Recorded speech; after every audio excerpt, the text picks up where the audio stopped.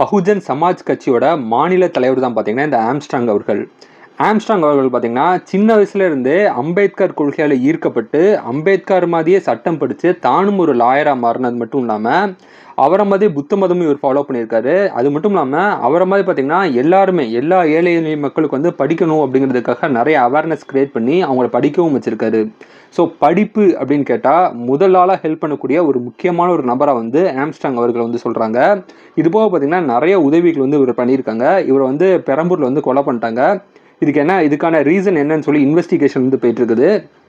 So அதெல்லாம் ஒரு பக்கம் இருந்துட்டாலும் படிப்புக்காக இவ்வளோ உதவிகள் பண்ணியிருக்காங்க, நிறைய உதவிகள் பண்ணதாக வந்து அதால் பலனடைஞ்சவங்க எல்லாருமே வந்து சொல்கிறாங்க. அது நினைவாக பார்த்தீங்கன்னா அவரோட இறுதி ஊர்வலத்தில் ஏகப்பட்ட மக்கள் வந்து அந்த குமிஞ்சிருக்காங்க.